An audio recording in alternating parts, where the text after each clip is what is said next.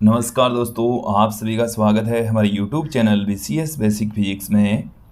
आज की इस वीडियो में हम कक्षा 12 जो NCERT की पाठ्यपुस्तक है उसके थर्ड चैप्टर इलेक्ट्रिक करंट विद्युत धारा के एग्जाम्पल्स यहाँ पर देखने वाले हैं।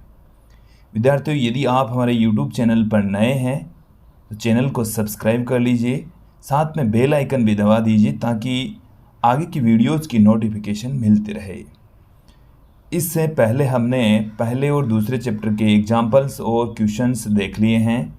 इस वीडियो में आप थर्ड चैप्टर विद्युत धारा के सभी एग्जाम्पल्स देखने वाले हैं। इस वीडियो को स्टार्ट करते हैं। पहला एग्जाम्पल यहाँ पर लेकर चलते हैं। पहले एग्जाम्पल के अंदर हमें ए पार्ट में दे रखा है 1.0 गुणज की घात -7 मीटर स्क्वायर अनुप्रस्थ क्षेत्रफल वाले तांबे के तार में 1.5 एम्पीयर धारा प्रवाहित हो रही है। इसमें चालक इलेक्ट्रॉनों की औसत अपव्यय चाल का आकलन कीजिए। मान लीजिए कि तांबे का प्रत्येक परमाणु धारा प्रवाह में एक चालन इलेक्ट्रॉन का योगदान करता है। तांबे का घनत्व 9 × 10³ किलोग्राम प्रति मीटर क्यूब है तथा इसका परमाणु द्रव्यमान 63.5 एटॉमिक मास यूनिट है। हमें इसके बी पार्ट में पूछा है कि ऊपर निकाली गई अपव्यय चाल की निम्नलिखित उदाहरणों से तुलना कीजिए। सामान्य तापों पर तांबे के परमाणुओं की तापीय चाल और चालक के अनुदिश विद्युत क्षेत्र की संचरण चाल को जो अपव्यय गति उत्पन्न करती है। देखिए, इस क्वेश्चन के अंदर इस एग्जाम्पल में हमने लिया है एग्जाम्पल फर्स्ट। इसमें हमें चालक का अनुप्रस्थ काट क्षेत्रफल दे रखा है 1 × 10⁻⁷ मीटर स्क्वायर। इसके साथ में हमें ये बता रखा है कि चालक से प्रवाहित धारा 1.5 एम्पियर है। इसके साथ में आप देखिए हमें तांबे का जो घनत्व है रो वो 9 × 10⁻³ किलोग्राम प्रति मीटर क्यूब दे रखा है। साथ में हमें परमाणु द्रव्यमान भी बता रखा है। परमाणु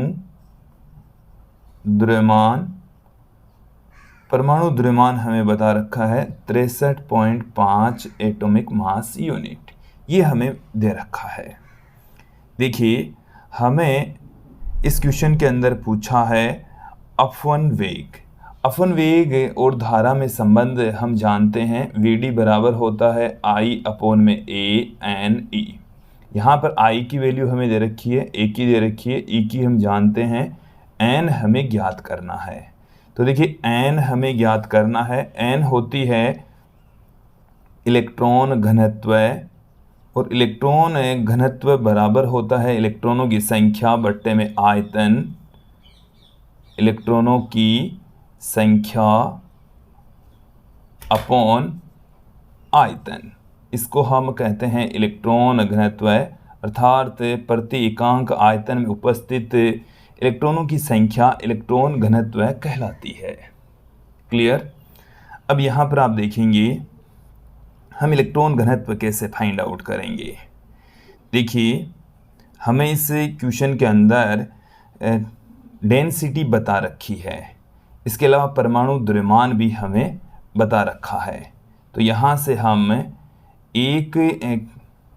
एक जो ग्राम है उसमें उपस्थित परमाणुओं की संख्या ज्ञात कर लेंगे। तो यदि जितने परमाणु हैं उतने ही इलेक्ट्रॉन यहाँ पर योगदान दे रहे हैं।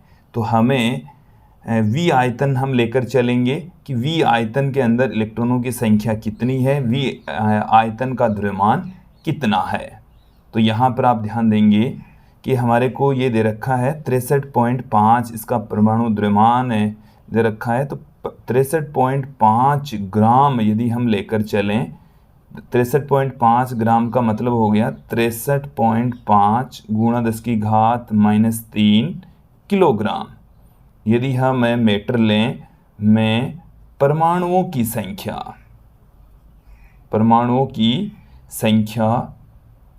तो परमाणुओं की संख्या अवोगाद्रो संख्या के बराबर होती है 6.023 × 10⁻⁻23। देखिए, ये हमने ये हमने अवोगाद्रो संख्या की परिभाषा से हमने यहाँ पर लिखा है, मोल की डेफिनेशन से लिखा है, एक मोल के अंदर इतने ग्राम होते हैं और इतने परमाणु होते हैं। तो इस ग्राम को हमने किलोग्राम में कन्वर्ट कर लिया, तो यहाँ पर ये आ गया हमारे पास में।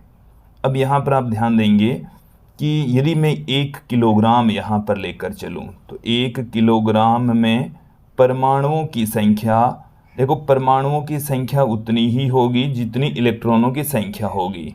तो इलेक्ट्रॉनों की संख्या और परमाणुओं की संख्या सेम होगी। ये हमें क्वेश्चन में दे रखा है कि जितने परमाणु हैं प्रत्येक परमाणु एक मुक्त इलेक्ट्रॉन का योगदान करता है, तो जितने परमाणु होंगे उतने ही मुक्त इलेक्ट्रॉन होंगे। तो 1 किलोग्राम में परमाणु या इलेक्ट्रॉनों की संख्या क्या हो जाएगी, यहाँ से 6.023 इंटू 10⁻23 अपॉन, यहाँ से हम इसको डिवाइड कर देंगे 63.5 गुणा 10⁻³ तो ये हमारे पास में आ गया है 1 किलोग्राम में परमाणुओं की संख्या। क्लियर। अब यहाँ से हम देखिए हमें दे रखा है घनत्व है। तो 1 मीटर क्यूब आयतन के अंदर 1 मीटर क्यूब या एकांक आयतन का द्रव्यमान, एकांक आयतन का द्रव्यमान, तो एकांक आयतन का द्रव्यमान है हमारे पास में है 9 गुणा 10⁻³ किलोग्राम। तो हम एकांक आयतन के अंदर जो द्रव्यमान है वो है 9 गुणा 10⁻³, उसमें इलेक्ट्रॉनों की संख्या निकाल लेंगे। तो एकांक आयतन में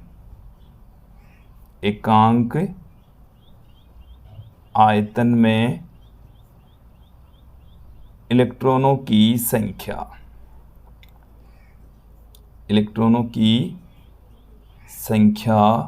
तो एकांक आयतन में इलेक्ट्रॉनों की संख्या हमारे पास में क्या आ जाएगी।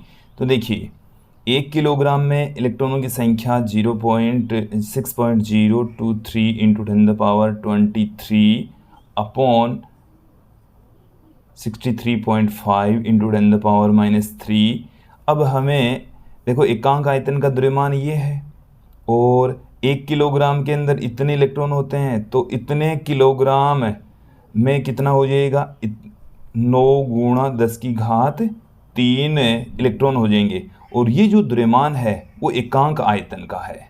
तो एकांक आयतन के अंदर इलेक्ट्रॉनों की संख्या ये हमारे पास में आ चुकी है। थोड़ा सा आगे बढ़ते हैं हम इस क्वेश्चन के अंदर। अब देखिए, तो एकांक आयतन में इलेक्ट्रॉनों की जो संख्या होती है उसको हम इलेक्ट्रॉन घनत्व कहते हैं। इसे क्या कहा जाता है, इलेक्ट्रॉन घनत्व कहा जाता है। तो हमारे पास में इलेक्ट्रॉन घनत्व क्या आ चुका है, इसे देख लीजिए। इलेक्ट्रॉन घनत्व n बराबर, इसे मैं इस तरीके से लिख सकता हूँ 6.023 इंटू 9 अपॉन 63.5 इंटू 10⁻। देखिए ये -3 जब बट्टे से ऊपर जाएगी तो +3 हो जाएगी और ये 3 यहाँ पर पहले से ही मौजूद है, तो 10⁻ यहाँ पर हमारे पास में 29 आ जाएगी। क्लियर। अब देखिए ये हमें n की वैल्यू मिल चुकी है। हमें फाइंड आउट करना है Vd/1 वेग, जो कि I/ANE के बराबर होता है। I का मान हमें इस क्वेश्चन के अंदर 1.5 दे रखा है।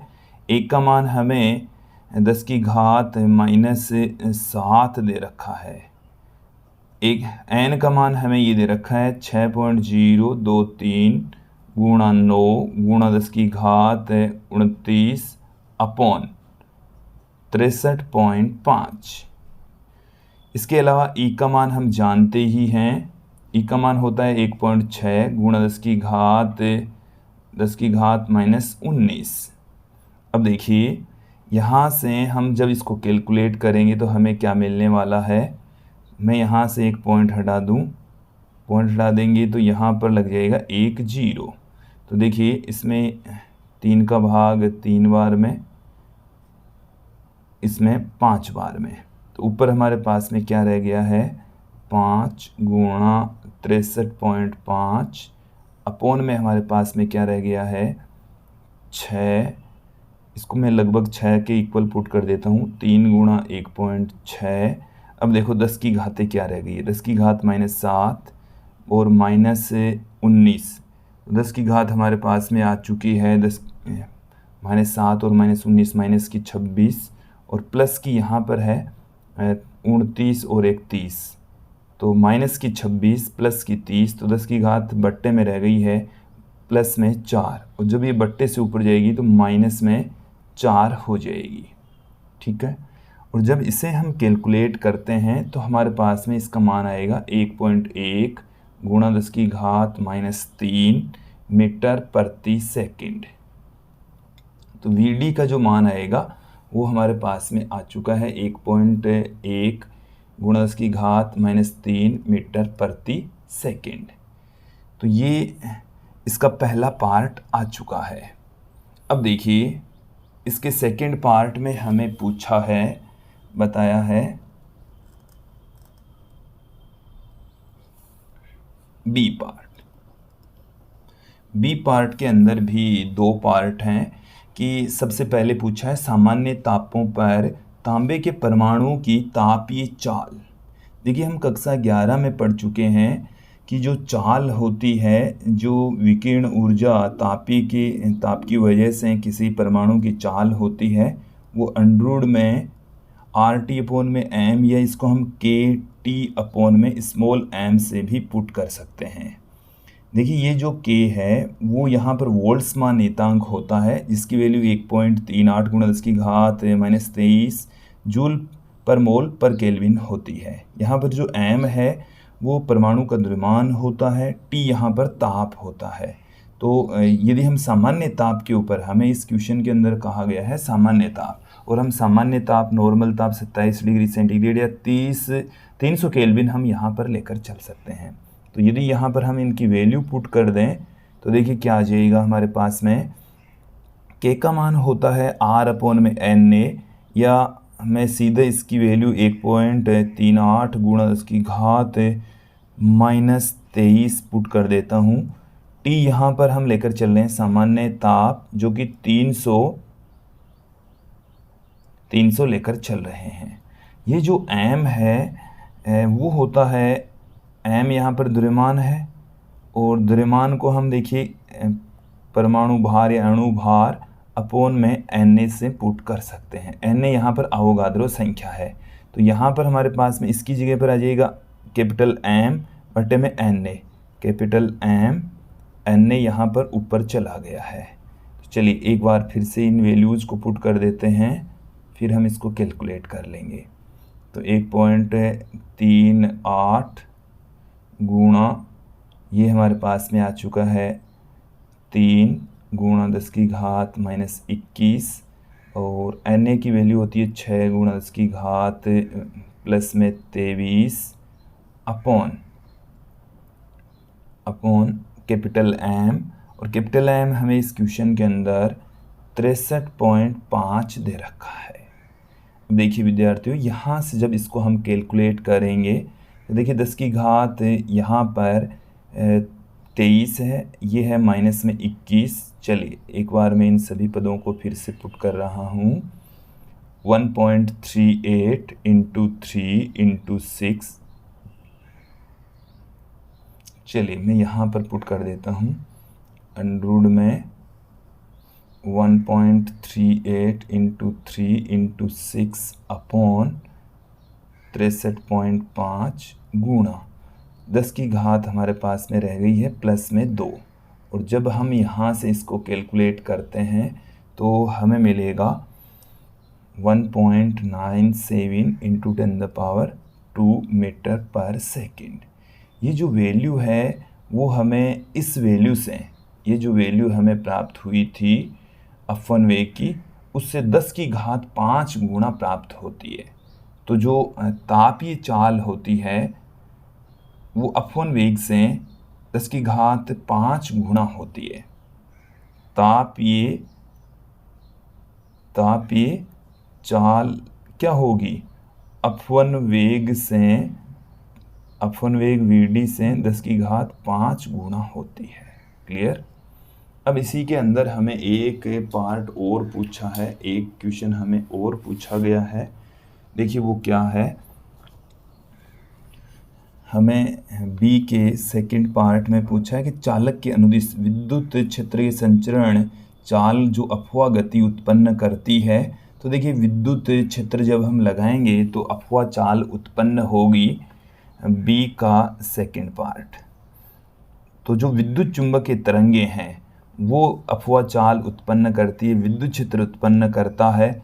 तो विद्युत क्षेत्र की जो चाल होती है, विद्युत क्षेत्र के कारण से जो विद्युत चुंबकीय तरंगे होती है उसकी चाल 3 गुणा 10⁸ मीटर प्रति सेकंड होती है। 3 गुणा 10⁸ मीटर प्रति सेकंड। और हमने यहाँ पर इस क्वेश्चन के अंदर जो अफवा वेग है वो निकाला 1.1 गुणा 10⁻³ मीटर प्रति सेकंड। तो यदि हम यहाँ से इनका रेशियो देखें तो हमारे पास में इसका रेशियो 10⁻11 की कोटि का आ जाएगा। लगभग कितना आ जाएगा, 10⁻11 की कोटि का। इट मीन्स जो विद्युत चुंबकीय तरंगे हैं उनकी चाल लगभग 10⁻11 गुणा होती है अपवन वेग से। तो ये था पहला एग्जाम्पल। अब दूसरे एग्जाम्पल की ओर बढ़ते हैं। थर्ड चैप्टर का दूसरा एग्जाम्पल देखिए कि जो पहला एग्जाम्पल था उसमें कुछ एम्पीयर धारा के परिसर में किसी इलेक्ट्रॉन की अफवा चाल केवल कुछ मिलीमीटर प्रति सेकंड प्राप्त हुई। तब परिपथ बंद करते ही लगभग उसी क्षण धारा कैसे स्थापित हो जाती है, ये हमें ज्ञात करना है। देखिए इसके पहले पार्ट में हमें पूछा है कैसे परिपथ बंद करते ही उसी क्षण पर धारा स्थापित हो जाती है। जैसे हमारे पास में ये कोई चालक है, ये कोई चालक है और इसके सिरों पर हम लगा देते हैं कोई विभवांतर। तो विभवांतर लगाते ही, स्विच ऑन करते ही कैसे इसमें से धारा बहने लगती है, जबकि अपवन वेग अभी हमने पहले एग्जाम्पल में निकाला कि 1.1 गुणा 10⁻³ मीटर प्रति सेकंड प्राप्त होता है। तो अपवन वेग बहुत कम होता है, फिर भी जो चाल है तुरंत इस पूरे के पूरे चालक में जैसे ही यहाँ पर हम डॉट लगाएंगे पूरे भाग में से इलेक्ट्रॉन प्रवाहित होने लगते हैं, धारा का प्रवाह होने लगता है। तो उसके पीछे रीजन क्या है, तो इसमें मौजूद जैसे ही हम यहाँ से स्विच ऑन करेंगे तो पूरे चालक के सिरों के ऊपर विभवांतर आरोपित हो जाएगा और चालक के अंदर मौजूद सभी मुक्त इलेक्ट्रॉन अफवा वेग से गति करने लगते हैं। तो उसी क्षण पर धारा स्थापित हो जाती है, धारा का प्रवाह प्रारंभ हो जाता है। तो यहाँ पर क्या आएगा, विभवांतर आरोपित करते ही सभी इलेक्ट्रॉन अपवन वेग से गति करने लगते हैं तथा धारा का प्रवाह प्रारंभ हो जाता है। विभवांतर आरोपित करते ही, विभवांतर आरोपित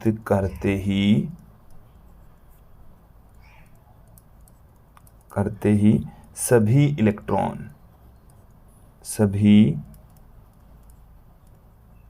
इलेक्ट्रॉन अफवा वेग से गति करते हैं, अफवा वेग से गति करते हैं, जिससे धारा का प्रवाह होता है, इससे धारा का प्रवाह होता है। तो जैसे ही हम यहाँ पर डॉट डालेंगे इस चालक के सिरों पर विभवांतर आरोपित हो जाएगा। तत्पश्चात ये जो मुक्त इलेक्ट्रॉन है, सारे के सारे मुक्त इलेक्ट्रॉन उसी क्षण गति करने लगते हैं। धारा का मतलब ये नहीं है कि एक इलेक्ट्रॉन यहाँ से यहाँ तक जाएगा, सारे इलेक्ट्रॉनों की वजह से धारा प्रवाहित हो रही है, सारे इलेक्ट्रॉन ही अफवा वेग से गति करने लगते हैं। हालांकि उनकी चाल है वो बहुत कम है, बट सारे के सारे गति करेंगे। बी पार्ट की ओर चलते हैं। देखो इसके बी पार्ट में पूछा गया है, तो किसी चालक के अंदर इलेक्ट्रॉन अफवा विद्युत क्षेत्र में इलेक्ट्रॉनों द्वारा अनुभव किए गए बल के कारण उत्पन्न होता है। लेकिन बल द्वारा त्वरण उत्पन्न होना चाहिए, तब इलेक्ट्रॉन अपरिवर्ती औसत चाल क्यों प्राप्त कर लेते हैं। एक बार इस क्वेश्चन को आप लोग समझेंगे कि जो अपव्यय वेग होता है, अपव्यय वेग जिसे हम अपवन वेग भी कहते हैं, ये अपरिवर्ती होता है, अपरिवर्ती औसत वेग होता है, अपरिवर्ती औसत वेग होता है, अर्थात इसका जो मान है वो लगभग नियत रहता है।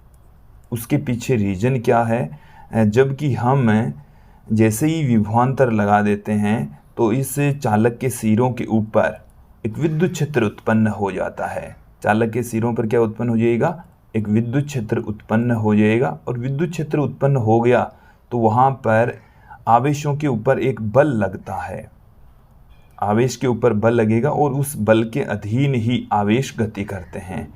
तो आवेश जब गति करेंगे, बल यदि लग रहा है तो m इंटू ए के अकॉर्डिंग वहाँ पर त्वरण उत्पन्न होना चाहिए, ए उत्पन्न होना चाहिए, त्वरण उत्पन्न होना चाहिए। यदि बल लग रहा है तो वहाँ पर जो इलेक्ट्रॉन है उनमें क्या उत्पन्न होना चाहिए, त्वरण उत्पन्न होना चाहिए। जबकि त्वरण उत्पन्न होता है इसका मतलब है वेग में लगातार वृद्धि होनी चाहिए, बट हम ये कह रहे हैं कि जो अपव्यय वेग है वो तो एक अपरिवर्ती औसत वेग होता है, अपव्यय वेग इलेक्ट्रॉनों का एक नियत वेग होता है। फिर ऐसे कैसे पॉसिबल है, तो उसके पीछे रीजन समझ लीजिए कि जो चालक है उसके अंदर जो इलेक्ट्रॉन है वो किस तरीके की गति करते हैं।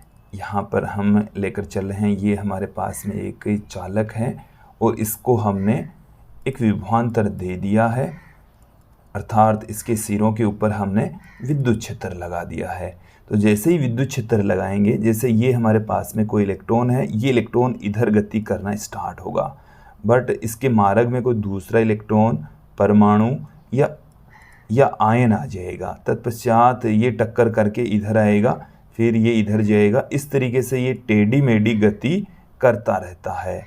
तो ये जो टेढ़ी मेढ़ी गति करता है तो उसके प्रभाव की वजह से, उसके कारण से जो इलेक्ट्रॉन है उसका वेग लगातार कम होता जाएगा। देखो इसका वेग यहाँ से लगातार दो टक्कर के यहाँ से जब ये यहाँ तक आएगा तो इसका वेग बढ़ेगा, वेग लगातार बढ़ रहा है, पर जैसे ही इससे टक्कर होगा अपनी कुछ गतिज ऊर्जा यहाँ पर स्थानांतरित कर देगा, इसका वेग फिर से कम हो जाएगा। फिर इसका वेग कम हो गया, फिर यहाँ से फिर बढ़ेगा, फिर टक्कर में फिर कम हो जाएगा। तो इसका वेग या जो ऊर्जा होती है वो लगातार क्षयित होती रहती है, तो इसमें त्वरण उत्पन्न नहीं हो पाता, जबकि होना चाहिए था। ये क्वेश्चन में यही तो कंट्रोवर्सी उत्पन्न कर रहा है, यही तो हमें से पूछना चाह रहा है कि भाई जब बल लगता है F बराबर Q इंटू ई, तो जो ये मुक्त इलेक्ट्रॉन है उसमें त्वरण होना चाहिए, जबकि ये तो अपरिवर्ती औसत वेग से, नियत वेग से इलेक्ट्रॉन गति करते हैं। ऐसा क्यों? तो उसका रीजन यही है कि बल तो लग रहा है बट ये लगातार टक्कर करता रहता है अन्य परमाणुओं से, आयनों से, इलेक्ट्रॉनों से। तत्पश्चात अपनी ऊर्जा का ये क्षय करता रहेगा। वेग तो बढ़ता है पर टक्कर के साथ ही फिर से कम हो जाता है, फिर वेग बढ़ता है, फिर टक्कर करके अपनी चाल खो देता है। तत्पश्चात जो इलेक्ट्रॉन है वो एक नियत वेग से गति करेंगे। वैसे मैंने समझा दिया है इसको। तो इलेक्ट्रॉन टक्कर के दौरान अपनी गतिज ऊर्जा खो देता है। इलेक्ट्रॉन टक्करों के दौरान अपनी गतिज ऊर्जा खो देता है, अपनी गतिज ऊर्जा खो देता है तथा नियत वेग से गति करता है, नियत वेग से गति करता है। क्लियर? अब इसके हम सी पार्ट की ओर चलते हैं। इसके सी पार्ट में देखिए हमें क्या पूछा है। यदि इलेक्ट्रॉन का अपव्यय वेग इतना कम है और इलेक्ट्रॉन का आवेश भी कम है तो फिर भी किसी चालक में हम अधिक मात्रा में धारा कैसे प्राप्त कर लेते हैं। तो देखिए इलेक्ट्रॉन का जो आवेश है वो हम ये जानते हैं कि बहुत कम होता है, माइनस में 1.6 इंटू 10⁻⁻19 कूलाम। और जो उसकी अपवन वेग होता है वो भी बहुत कम होती है, 10⁻³ मीटर प्रति सेकंड की कोटि की होती है। देन धारा अधिक मान की कैसे प्राप्त हो जाती है, अधिक मान वाली धारा कैसे हमें प्राप्त हो जाती है, जबकि हमें VD बराबर ये फॉर्मूला होता है VD बराबर होता है I/ANE। तो यहाँ से I बराबर हमारे पास में आ जाएगा ANE/VD। तो देखिए VD तो बहुत कम होता है, E भी बहुत कम होता है, तो फिक्स है, तो फिर भी ये धारा है वो अधिक मान की, अधिक धारा I का अधिक मान कैसे होता है, कैसे पॉसिबल है। तो उसके पीछे रीजन समझ लीजिए। यहाँ पर एक राशि और रह गई है N, जिसे हम कहते हैं इलेक्ट्रॉन घनत्व। इसे क्या कहा जाता है, इलेक्ट्रॉन घनत्व कहा जाता है। ये जो इलेक्ट्रॉन घनत्व है इसकी वैल्यू काफ़ी ज़्यादा होती है। N का मान है किसी धात्विक चालक के लिए 10⁻29 इलेक्ट्रॉन होते हैं प्रति मीटर क्यूब में। तो इस N का मान बहुत अधिक होने की वजह से हमें अधिक मान की विद्युत धारा प्राप्त हो जाती है। क्लियर। अगले पार्ट की ओर बढ़ते हैं, डी पार्ट।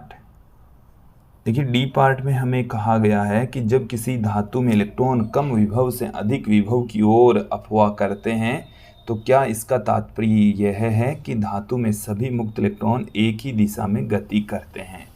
तो देखिए सभी इलेक्ट्रॉन इस तरीके की गति करेंगे, मतलब टेढ़ी मेढ़ी ब्राउनी गति से इलेक्ट्रॉन गति करते हैं। तो टेढ़ी में एक ही दिशा में गति नहीं करेंगे। चालक में जो धात्विक चालक है उसमें इलेक्ट्रॉन अनियमित रूप से गति करते हैं, ब्राउनी गति करते हैं। तो इसका आंसर है नहीं, धातु में इलेक्ट्रॉन अनियमित, टेढ़ी मेढ़ी, जिगजैग, ब्राउनी गति करते हैं, अनियमित गति करते हैं, अनियमित गति करते हैं। ये मैंने बता दिया है, एक इलेक्ट्रॉन की गति आपको बता दी है। क्लियर। अब देखिए अगले क्वेश्चन की, इसी क्वेश्चन के लास्ट पार्ट की ओर बढ़ते हैं। हमें पूछा है क्या उत्तरोत्तर संगठनों में के बीच इलेक्ट्रॉनों के पथ विद्युत क्षेत्र की अनुपस्थिति में और विद्युत क्षेत्र की उपस्थिति में सरल रेखीय होता है क्या। तो देखिए विद्युत क्षेत्र की अनुपस्थिति में तो ठीक इसी प्रकार का पथ होता है। इलेक्ट्रॉन एक टक्कर और फिर उसके बाद में जब दूसरी टक्कर होती है तो एक सरल रेखा में गति करता है। लेकिन एक्चुअल में जब इलेक्ट्रॉन पर विद्युत क्षेत्र लगा दिया जाता है तो उसका जो पथ है वो परवलयाकार पथ होता है। कैसा पथ होगा, जब इसके सिरों पर हम क्या लगा दें, विभवांतर लगा दें। क्या लगा दिया हमने यहाँ पर, विभवांतर लगा दिया। तो इसका जो पथ है, देखिए जैसे यहाँ पर हम दिखाने में तो इस तरीके से दिखाते हैं कि भाई ये इलेक्ट्रॉन यहाँ से चला, इससे टक्कर करता। एक्चुअल में ये इलेक्ट्रॉन जा तो इधर रहा था, फिर बल के प्रभाव में इस तरीके से आकर टक्कर करता है। फिर जैसे मान लीजिए यहाँ से टक्कर करने के पश्चात ये इस तरीके से जाएगा, यहाँ से टक्कर करेगा। तो परवलयाकार पथ में हम उसको दिखाने में इस तरीके से दिखा देते हैं, बट उनका जो पथ है वो ऐसे परवलयाकार पथ होता है। ऐसे पथ होगा, ऐसे ऐसे यहाँ पर टक्कर हो रही है, हम इसको इस तरीके से सीधी दिखा देते हैं। तो जो मुक्त इलेक्ट्रॉन होते हैं वो धातु में लगातार दो टक्कर के मध्य विद्युत क्षेत्र की अनुपस्थिति में, तो ई की अनुपस्थिति में, ई की अनुपस्थिति में इलेक्ट्रॉनों का पथ रेखीय होता है। इलेक्ट्रॉनों का पथ कैसा होगा, रेखीय। और ई की उपस्थिति में इलेक्ट्रॉनों का जो पथ है वो परवलयाकार हो जाता है। परवलयाकार पथ में ये गति करते हैं। क्लियर। फिर टक्कर करेंगे, एक टक्कर, फिर परवलयाकार पथ में चलता हुआ दूसरे टक्कर होगी। तो ये था दूसरा एग्जाम्पल। थर्ड एग्जाम्पल देखिए, किसी विद्युत टोस्टर में नाइक्रोम के तापन अवयव का उपयोग होता है जब इससे एक नगण्य लघु विद्युत धारा प्रवाहित होती है तो कक्ष का ताप 27 डिग्री पर इसका प्रतिरोध 75.3 ओम पाया जाता है। जब इसी टोस्टर को 230 वोल्टेज की आपूर्ति से संयोजित करते हैं तो कुछ सेकंड में परिपथ में 2.68 एम्पियर की धारा स्थापित हो जाती है।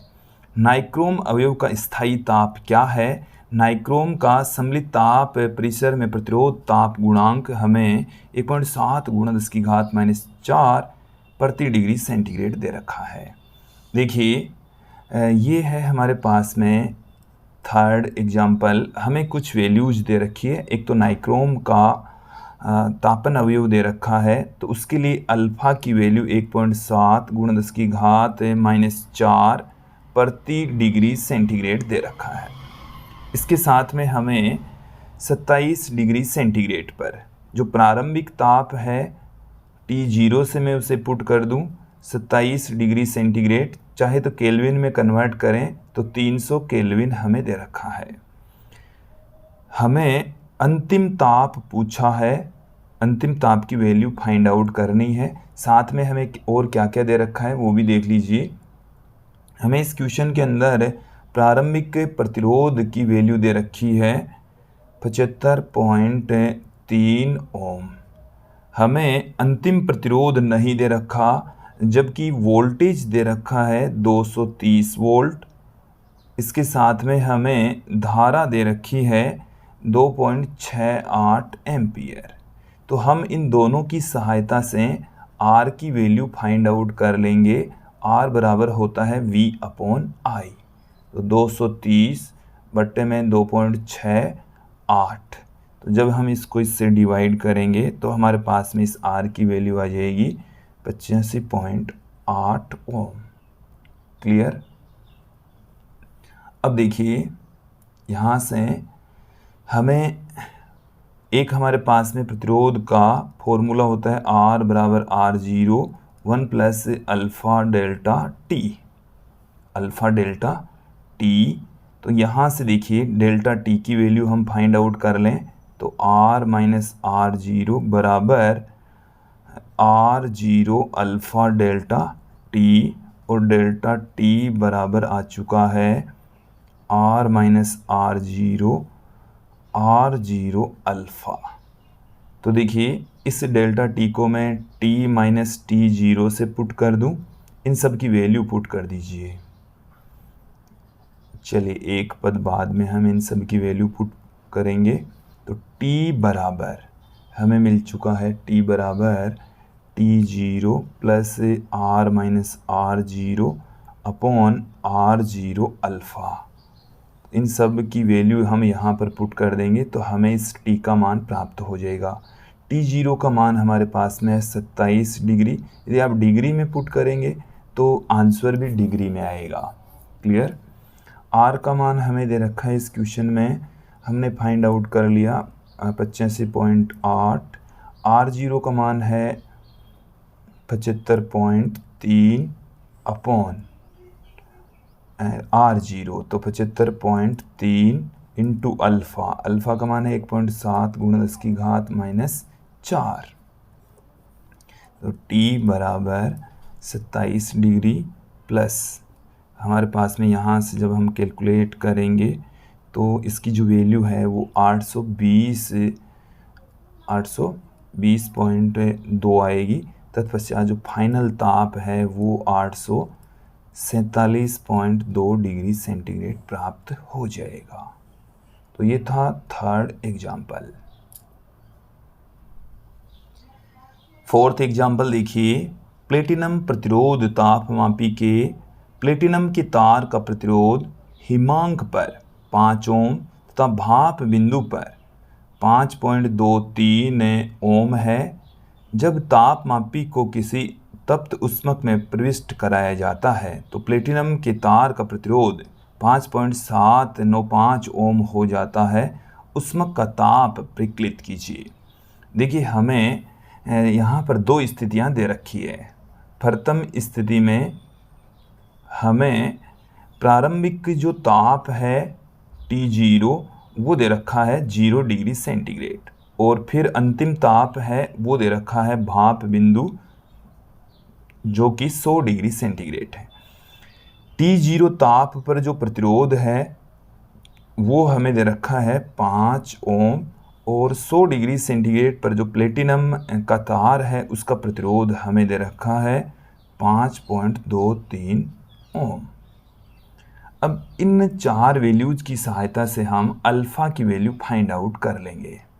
हम R बराबर R0 1 plus alpha delta T जानते हैं, तो यहाँ से R माइनस R0 बराबर R0 अल्फ़ा डेल्टा T हमें मिल जाएगा, और यहाँ से हमें अल्फ़ा की वैल्यू फाइंड आउट करनी है, तो R माइनस R0 अल्फ़ा ये आ जाएगा हमारे पास में R0 delta T, R0 delta T। R minus R0 करेंगे तो 5.23 minus R0 5 upon R0 delta T।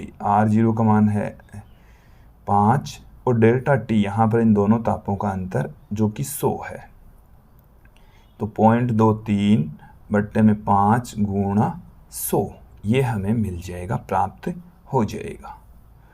अब देखिए अल्फ़ा की वैल्यू हमें प्राप्त हो चुकी है, और अंतिम स्थिति में हमें ये बता रखा है कि यदि हम यहाँ पर एक ऊष्मक लें और उस ऊष्मक का ताप हम यहाँ पर मापें, तो हमें अब नई जो स्थिति है उसमें हमारे को अंतिम जो ताप है वो तो ज्ञात करना है, और अंतिम स्थिति के अंदर जो प्रतिरोध है वो 5.795 ओम हो जाता है, ये बता रखा है। जबकि हम यहाँ पर प्रारंभिक जो ताप है वो 0 डिग्री सेंटीग्रेड और प्रारंभिक जो प्रतिरोध है वो 5 ओम फिर से लेकर चल लेते हैं। तो यहाँ से अब की बार हमें T निकालना है, वही फॉर्मूला R बराबर R0 1 plus alpha delta T, तो हमें मिल जाएगा R माइनस R0 बराबर R0 अल्फ़ा डेल्टा T। तो डेल्टा T बराबर क्या आ गया, R minus R0 alpha R0 सबकी वैल्यू पुट कर देते हैं। तो यहाँ से T माइनस T0 बराबर आ गया R माइनस R0 बट्टे में R0 अल्फ़ा, T बराबर आ गया T0 plus R minus R0 बट्टे में अल्फ़ा R0, सबकी वैल्यू पुट कर देते हैं। T0 प्रारंभिक ताप जो कि 0 डिग्री सेंटीग्रेड हमने लिया। R यहाँ पर हमारे पास में है 5.795, यहाँ से देखिए माइनस में R0 जो कि 5 ओम है, अपॉन अल्फ़ा की जो वैल्यू है वो हमने अभी फाइंड आउट की यहाँ से, ये अल्फ़ा की वैल्यू है 0.23 बट्टे में 5 गुणा 100, फिर R0 का मान फिर से 5, तो इस 5 से ये वाला 5 क्या हो गया, कैंसिल हो गया। इसमें से जब इसको घटाएंगे तो 0.795 बट्टे में हमारे पास में आ गया 0.23, ये बट्टे के नीचे जो 100 लगा हुआ था ये चला जाएगा ऊपर, तो गुणा में 100 हमारे पास में आ गया। अब यहाँ से हम इसको कैलकुलेट करेंगे तो हमारे पास में डिग्री सेंटीग्रेड में इसकी वैल्यू आ जाएगी 364.65 डिग्री सेंटीग्रेड। तो ये ऊष्मक का ताप हमें यहाँ पर प्राप्त हो जाएगा। अगला एग्जाम्पल देखिए, 5th एग्जाम्पल में हमें एक डायग्राम दे रखा है और पूछा है कि 1 ओम आंतरिक प्रतिरोध के 16 वोल्ट की एक बैटरी में प्रतिरोधों के एक नेटवर्क को जोड़ा गया है।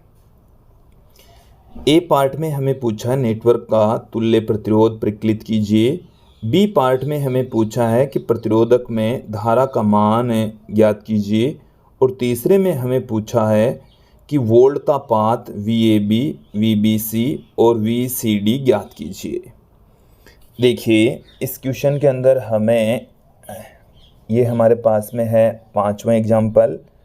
हमें एक सर्किट दे रखा है, इस तरीके से ये 2 रेजिस्टेंस लगे हैं यहाँ पर, इस तरीके से यहाँ पर एक रेजिस्टेंस लगा है, फिर 2 रेजिस्टेंस लगे हैं ऐसे,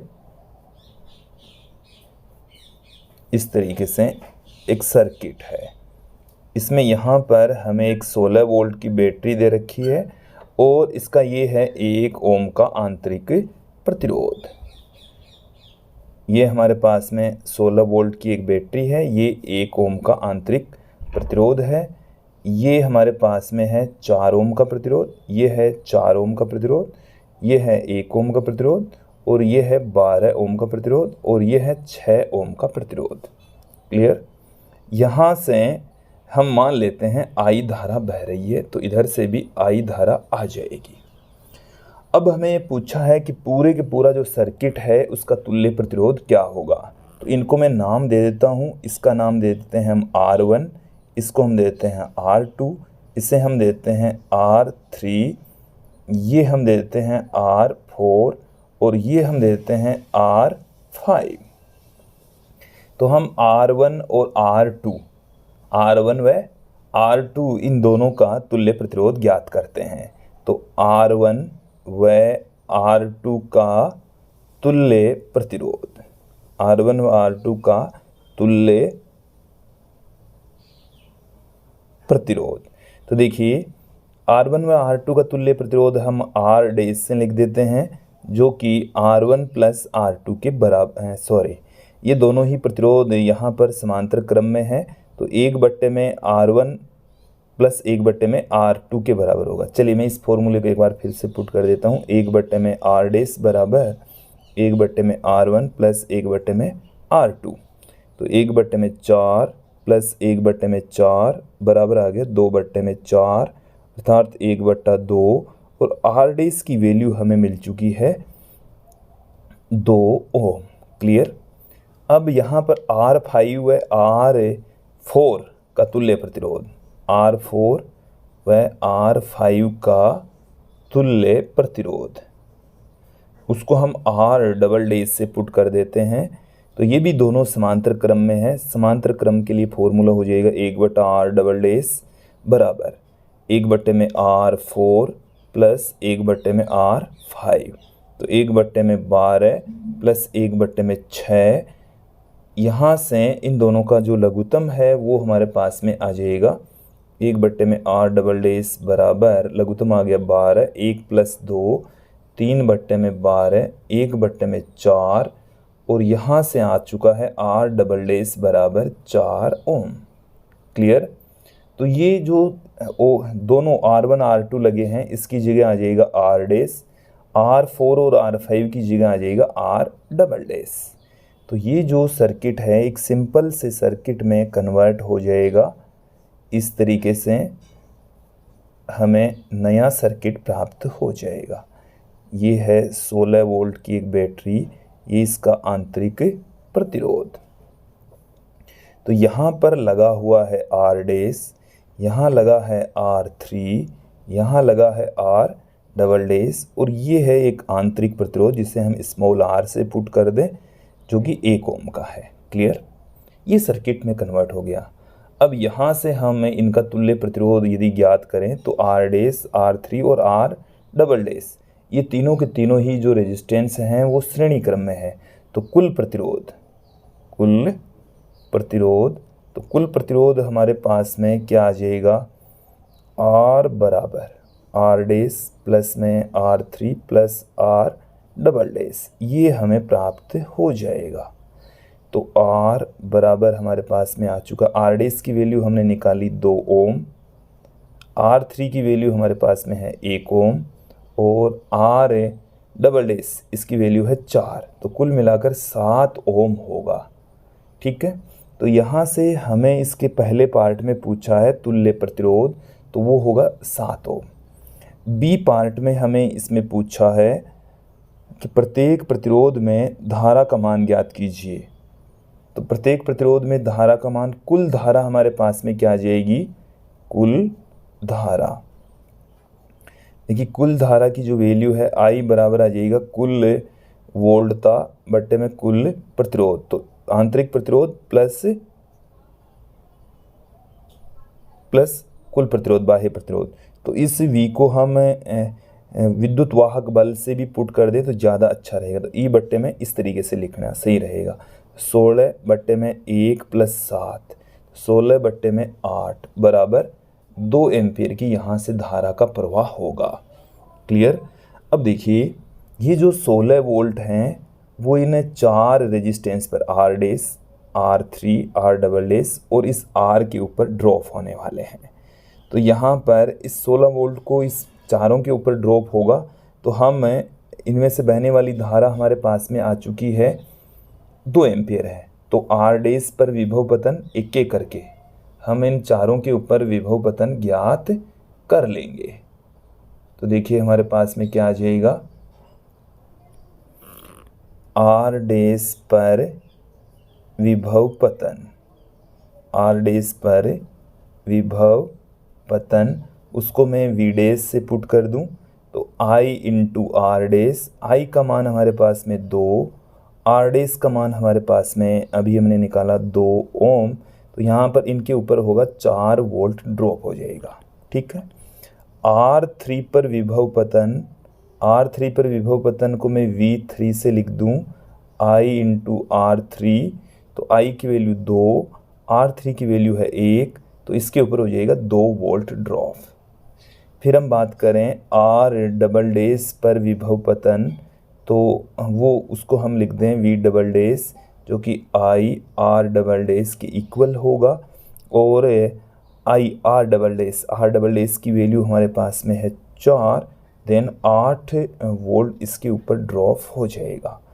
और हमारे पास में स्मॉल r जो आंतरिक प्रतिरोध है उसके ऊपर जो वोल्टेज ड्रॉप है उसको मैं स्मॉल v से पुट कर दूं, I × स्मॉल r बराबर हमारे पास में आ जाएगा 2 × 1 बराबर 2 वोल्ट।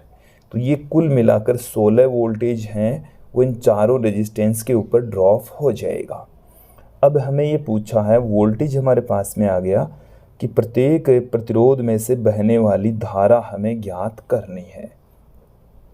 तो देखिए धारा की वैल्यू हमें फाइंड आउट करनी है, तो धारा बराबर होता है वोल्टता बट्टे में प्रतिरोध, I बराबर होता है V बट्टे में R। तो यहाँ पर यदि हम फाइंड आउट करें, अब देखिए एक बार मैं इससे डायग्राम को फिर से शुरू से आप लोगों को बता दूं, ये हमारे पास में डायग्राम है।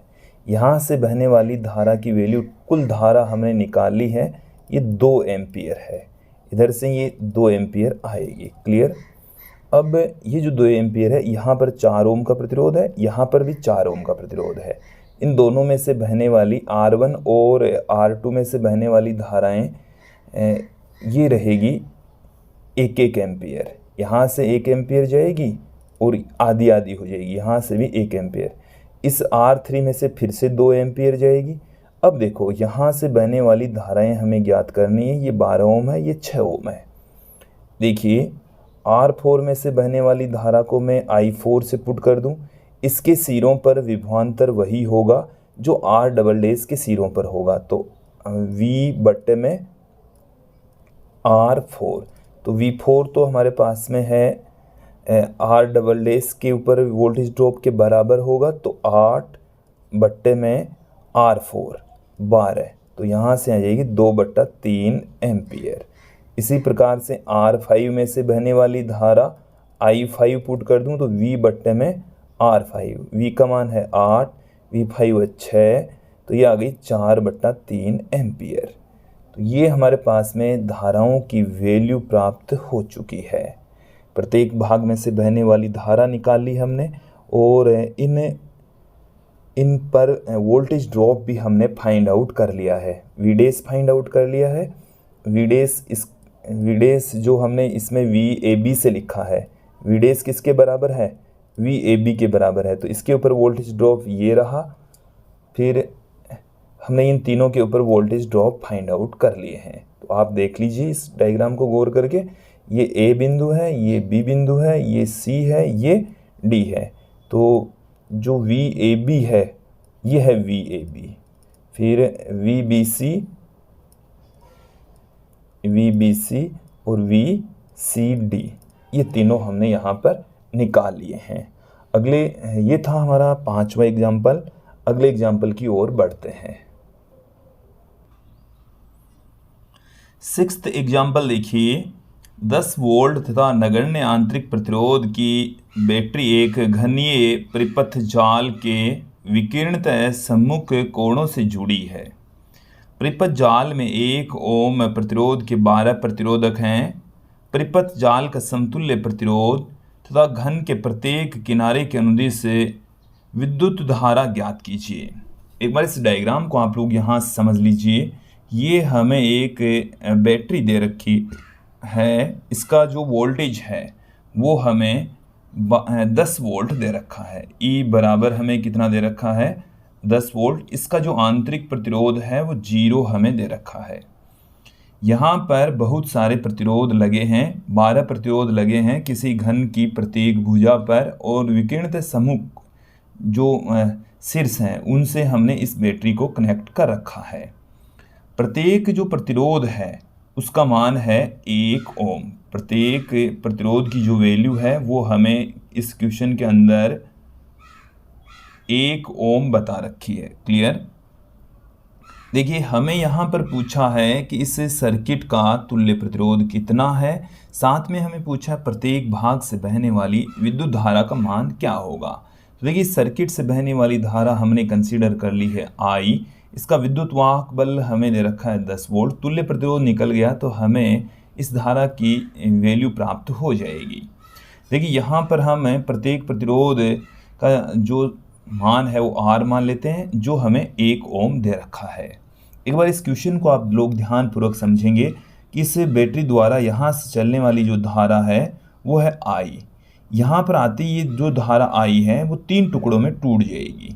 और देखिए, ये प्रतिरोध R है, ये प्रतिरोध R है, ये प्रतिरोध भी R है। तो इन प्रतिरोधों का मान समान है। यहाँ पर बिंदु C, बिंदु F, बिंदु D, तो यहाँ पर प्रतिरोधों का मान समान है, तो इनमें से बहने वाली धाराएं भी समान होगी। मतलब I है तो ये I/3, I/3, I/3। इनके ऊपर वोल्टेज ड्रॉप, यहाँ पर वोल्टेज ड्रॉप, यहाँ पर वोल्टेज ड्रॉप और यहाँ पर वोल्टेज ड्रॉप सेम होगा। तत्पश्चात बिंदु C, D और बिंदु C, F और D का विभव समान होगा। बिंदु C, D और F का विभव समान होगा। विभव समान होगा। देखो क्यों होगा, उसके पीछे रीजन समझ लीजिए कि इस बिंदु, ये तो तीनों प्रतिरोधों के सिरों पर कॉमन है बिंदु A। अब इसके बाद में ये एक रेजिस्टेंस है, ये एक रेजिस्टेंस है, ये एक रेजिस्टेंस है। इसमें से बहने वाली धारा, इसमें से बहने वाली धारा और इसमें से बहने वाली धारा समान, धाराएं समान है, प्रतिरोध समान है, तो इनके ऊपर वोल्टेज ड्रॉप क्या होगा? समान। वोल्टेज ड्रॉप इसके ऊपर समान हो गया, इस पर समान हो गया, तो इस बिंदु C, D और F का जो विभव होगा वो क्या होगा? समान होगा। क्लियर? इसी प्रकार से आप देखेंगे कि बिंदु B, इन 3 रेजिस्टेंस, इस वाले रेजिस्टेंस, इस वाले रेजिस्टेंस और इस वाले जो बिंदु B से जुड़े हैं, इन तीनों रेजिस्टेंस का एक सिरा कॉमन है बिंदु B। तो बिंदु B का विभव समान है। अब इसके मान है R, इसका मान स्मॉल r, इसका मान भी स्मॉल r। तो तीनों का प्रतिरोध समान है। इस पर वोल्टेज ड्रॉप, इस पर वोल्टेज ड्रॉप और इस पर वोल्टेज ड्रॉप समान है। तत्पश्चात बिंदु G, बिंदु H और बिंदु J का विभव भी समान है।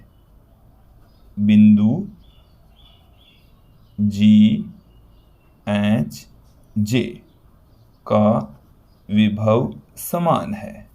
विभव समान है। और जब विभव समान होता है तो हम इसको एक लगभग दूसरे परिपथ में इसको कन्वर्ट कर लेते हैं। देखिए, इसे हम किस प्रकार से नए तुल्य परिपथ में कन्वर्ट कर सकते हैं वो देखिए, समझेंगे मैं किस तरीके से इसे कन्वर्ट कर रहा हूँ। ये हमने ले लिया यहाँ पर बिंदु A और ये मैंने यहाँ पर ले लिया बिंदु B। क्लियर? अब इस बिंदु A और B के मध्य हमारे पास में जुड़ी हुई है एक बैटरी, एक सेल, और इस बैटरी का जो विद्युत वाहक बल है वो E हमें दे रखा है। क्लियर। अब देखिए हम यहाँ पर दो बिंदु और लेकर चलेंगे। एक बिंदु हम यहाँ पर, ये वाला जो बिंदु है वो C, D और F का कॉमन बिंदु है। यहीं पर C है, यहीं पर D है और यहीं पर F है। ये वाला जो बिंदु है वो G, H और J तीनों का समान विभव वाला बिंदु है। अब देखिए C और A के मध्य ये एक रेजिस्टेंस जुड़ा हुआ है स्मॉल r का, ये वाला। A और F के मध्य ये स्मॉल r का रेजिस्टेंस यहाँ पर जुड़ा है, और A और D के मध्य, तो D भी यही है, A और D के मध्य ये रेजिस्टेंस जुड़ा है। तो मैंने क्या किया है, इन जो C, D और F तीनों बिंदुओं का विभव समान है, इसलिए एक ही जगह पर दिखा दिया। तो एक ही जगह पर दिखा सकते हैं, तीनों को एक जगह पर दिखाने के पीछे रीजन क्या है, क्योंकि तीनों का विभव समान है। इसी प्रकार से G, H और J तीनों का विभव समान है, इसलिए हमने तीनों को एक जगह दिखा दिया। अब देखो यहाँ से ये वाला रेजिस्टेंस, ये वाला रेजिस्टेंस और ये वाला रेजिस्टेंस, उन तीनों का एक सिरा तो है B, तीनों का एक सिरा तो क्या है B, और एक सिरा देखो इस B से जुड़ा है G से, तो G बिंदु यहाँ पर है B, और ये वाला सिरा जुड़ा है H से, तो ये हो गया H और B के मध्य वाला, J और B के मध्य वाला रेजिस्टेंस ये हमने ले लिया है। क्लियर। तो ये हमारे पास में तुल्य परिपथ आ गया। अब देखो C और G के बीच में ये जुड़ा है। अब मैं एक एक करके इस डायग्राम में यहाँ पर ये C और G के बीच में, तो C ये रहा और G ये रहा, तो ये हमने एक जोड़ दिया है। फिर C और H के बीच में ये वाला जुड़ा है, C ये रहा, H ये रहा, तो C और H के बीच में ये एक और जोड़ दिया। फिर D और J के बीच में, तो D ये रहा, J ये रहा, ये हमने D और J के बीच में एक और जोड़ दिया। फिर D और H के बीच में, तो D ये रहा, H ये रहा। तो देखो इससे पहले हमने जोड़ा था वो, देखो D और H के बीच में जोड़ दो, 3 जोड़ दिए हमने ये। अब देखो चौथा F और J के बीच में, ये हम जोड़ देते हैं। फिर F और G के बीच में, F और G के बीच में जुड़ा, उसको हमने इस तरीके से दिखा दिया। और J और, ये तो हमने जोड़ दिया D और J के बीच में, ये हमने J और D के बीच में जोड़ दिया। ऐसे ये सर्किट हो जाएगा, इस तरीके के सर्किट में कन्वर्ट हो जाएगा। अब ये जो तीनों रेजिस्टेंस हैं वो प्रत्येक R R R हैं, तो इन तीनों का जो तुल्य प्रतिरोध है उसको मैं लिख देता हूँ R डैश से, R डैश जो कि 1/R plus 1/R plus 1/R, क्योंकि तीनों ये समांतर में है, तो 3/R। यहाँ से हमें मिल जाएगा R डैश बराबर R/3। फिर इसी प्रकार से आप देखेंगे, देखिए इन तीनों का हम R डबल डैश कह दें, वो भी R/3 के बराबर ही होगा। फिर उसी प्रकार से आप देखेंगे इन 6 का, तो 6 के लिए R ट्रिपल डैश से कह दें, जो कि R/6 के बराबर होगा। यहाँ से ये हमारे पास में R डैश, ये हो गया है R double dash, R triple dash, ये ऐसे ही है तीनों। R डैश है, इसको हमने R डैश डबल डैश कहा, R ट्रिपल डैश कहा, और ये हमारे पास में है एक सेल जिसका विद्युत वाहक बल है E। क्लियर। अब इन तीनों का तुल्य प्रतिरोध यहाँ पर हम ज्ञात कर लेते हैं, जो कि R से लिख दें हम R dash plus R triple dash plus R double dash, तो ये हमारे पास में है R/3 plus R/6 plus R/3। तो यहाँ से हम इसको कैलकुलेट कर लेंगे, तो हमारे पास में कैपिटल R का मान प्राप्त हो जाएगा। चलिए मैं यहाँ से सीधा यहाँ पुट कर रहा हूँ, तो R हमारे पास में कॉमन आ गया, 6 लघुत्तम आ गया, 2 + 1 + 2, ये हमारे पास में आ गया 5/6R, और इस R की जो वैल्यू है वो 1, तो कैपिटल R बराबर 5/6 ओम आ जाएगा। कैपिटल R बराबर 5/6 ओम प्राप्त हो जाएगा, क्योंकि R बराबर कितना है, 1 ओम है। क्लियर। ये हमें मिल चुका है समतुल्य प्रतिरोध। अब हमें ज्ञात करनी है प्रत्येक प्रतिरोध से बहने वाली धारा। तो देखिए धारा बराबर होती है V बट्टे में R, यहाँ पर E बट्टे में R। E का मान हमें दे रखा है क्वेश्चन में 10 वोल्ट, 10 वोल्ट दे रखा है। R का मान हमारे पास में आया है 5 बट्टे में 6, तो 6 ऊपर चला गया, तो 12 एम्पियर यहाँ से प्रवाहित होगी। तो 12 एम्पियर यहाँ से प्रवाहित हो रही है। तो हमें पूछा है कि प्रत्येक प्रतिरोध में से बहने वाली धारा। तो देखिए इसमें से बहने वाली धारा को मैं I1, इसमें से बहने वाली धारा को I2, इसमें से बहने वाली धारा को I3 कह दूँ। तो I1, I2 और I3 तीनों की वैल्यू सेम होगी और वो 12 बट्टे में 3 अर्थात 4 एम्पियर के बराबर होगी। अब देखिए यहाँ से ये दो टुकड़ों में डिवाइड हो जाती है। तो प्रत्येक जो यहाँ से बहने वाली जो धारा है उसको मैं कह दूँ I5 और इसको कह दूँ I6। तो I5 और I6 इनमें से बहने वाली धारा 2 एम्पियर होगी। कितने एम्पियर होगी? तो देखो इसमें से भी I5 और I6 2 एम्पियर, ये भी 2 एम्पियर, ये भी 2 एम्पियर, इसमें से भी 2 एम्पियर, इसमें से भी 2 एम्पियर। इसमें से बहेगी 4 एम्पियर, इसमें से 4 एम्पियर, इसमें से भी 4 एम्पियर धारा प्रवाहित होगी। तो प्रत्येक पार्ट में से बहने वाली हमने धारा दिखाई और इसका तुल्य प्रतिरोध हमने आप लोगों के सामने रखा। एक बार इस डायग्राम को पुनः देखिए ताकि बहने वाली धारा का एक बार फिर से आकलन निकाला जा सके। देखिए यहाँ से धारा आ रही है 12 एम्पियर। कितनी धारा आ रही है? वो 3 टुकड़ों में डिवाइड हो गई है। 3 टुकड़ों में डिवाइड हो गई, I1, I2 और I3, और इन तीनों का मान समान है। तो यहाँ से बहने वाली धारा है 3 एम्पियर, यहाँ से बहने वाली धारा है 3 एम्पियर, सॉरी यहाँ से बहने वाली धारा है 4 एम्पियर, क्योंकि इस 12 एम्पियर आ रही है नहीं यहाँ से। तो 12 एम्पियर 3 भागों में डिवाइड हो जाएगी। तो 4 एम्पियर, यहाँ से 4 एम्पियर, यहाँ से 4 एम्पियर। अब ये जो 4 एम्पियर है वो I5 I6 में टूट रही है जो कि 2 एम्पियर होगी। फिर ये 2 एम्पियर इधर, 2 एम्पियर इधर, और देखो यहाँ से आ रही है इसमें से 2 एम्पियर, इसमें से, ये जो मैंने दिखाए हैं ना, इन सभी रेजिस्टेंस में से बहने वाली धाराएं 2 एम्पियर होगी। फिर पुनः ये 4 एम्पियर में हो जाएगी कन्वर्ट, और पुनः ये 4 और 4 में मिलकर ये पुनः 12 एम्पियर यहाँ पर आ जाएगी। इस डायग्राम को आप गौर करके देखेंगे तो आराम से बेटर तरीके से ये समझ में आ जाएगा। तो ये था 6ठा एग्जाम्पल।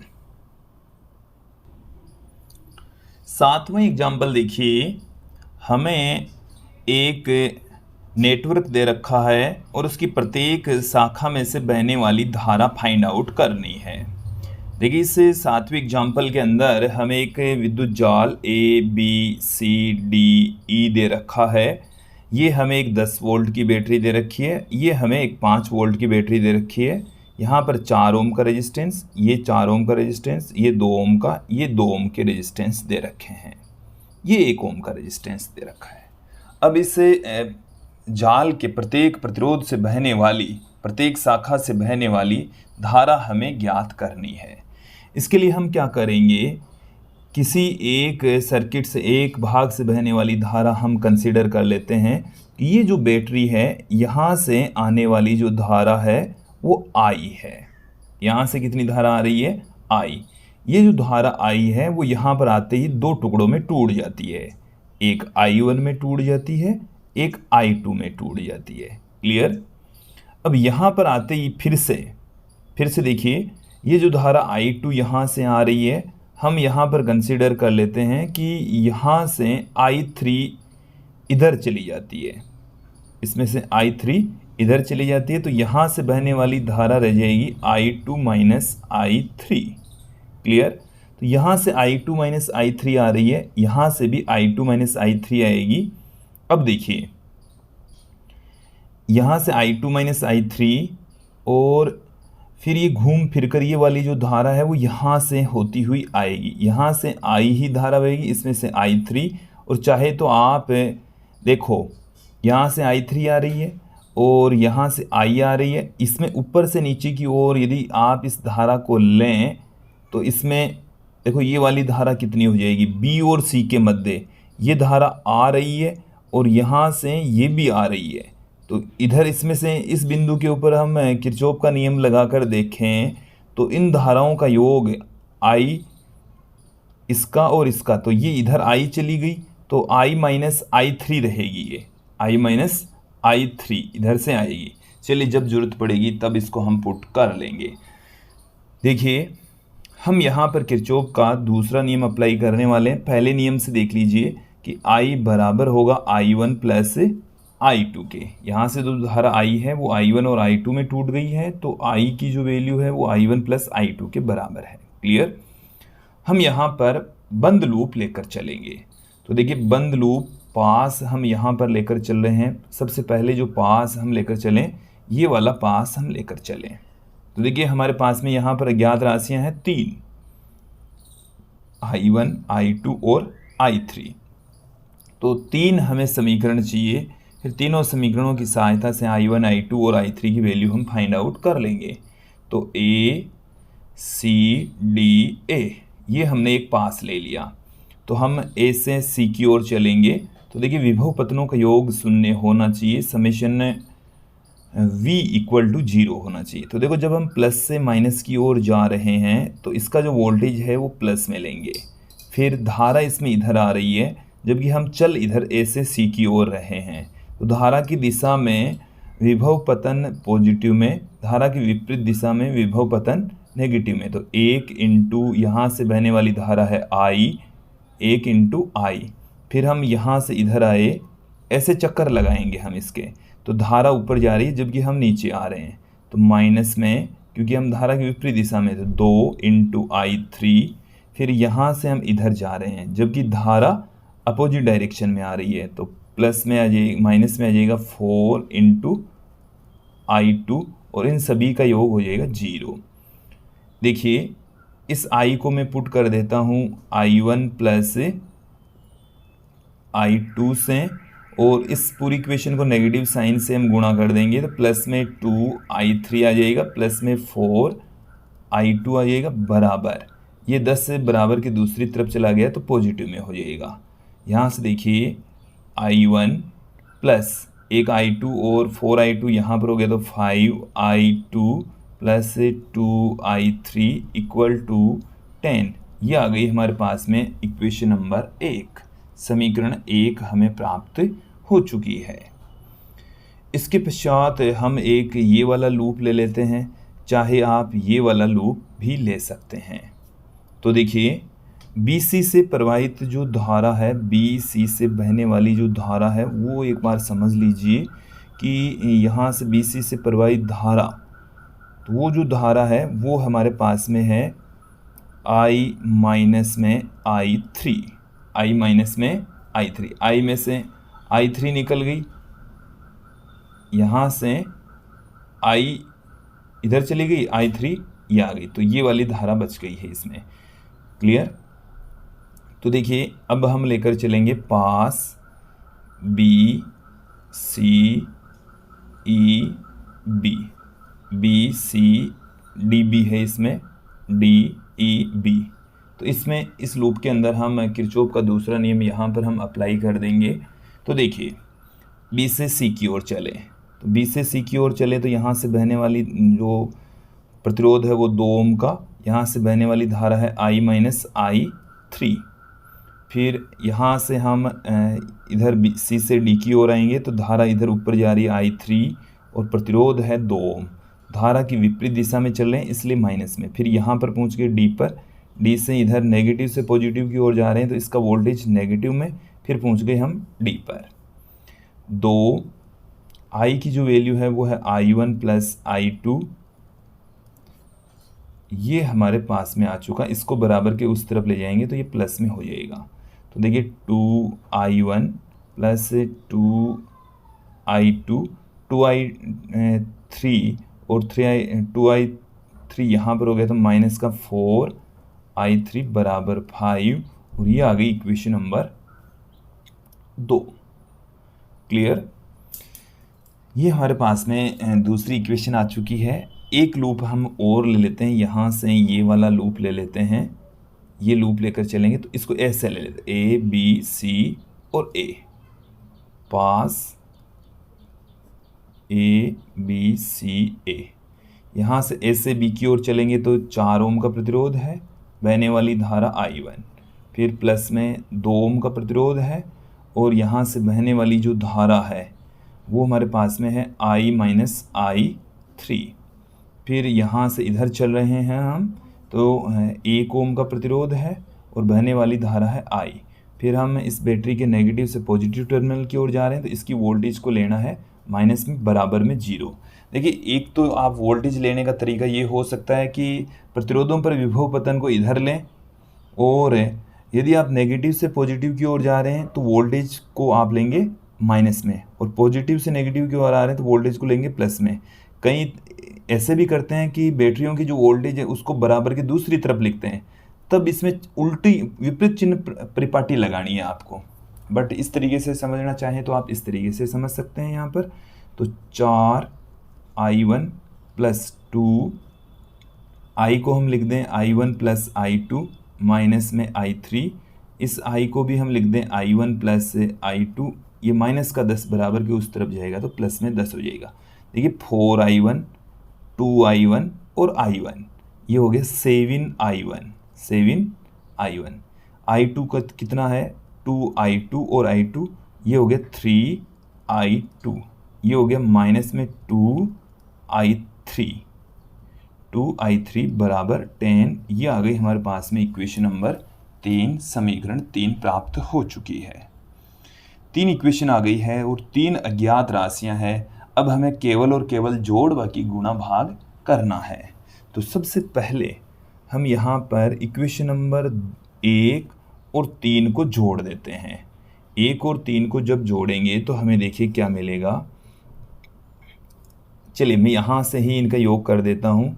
I1 और 7I1 हो जाएगा 8I1। हम क्या कर रहे हैं, 1 और 3 को जोड़ रहे हैं, तो 1I1 और 7I1 कितना हो गया 8I1, 3I2 और 5I2 हो गया 8I2, 10 और 10 हो जाएगा 20, और ये माइनस में 2I3 और प्लस 2I3 ये तो हो जाएगा कैंसिल।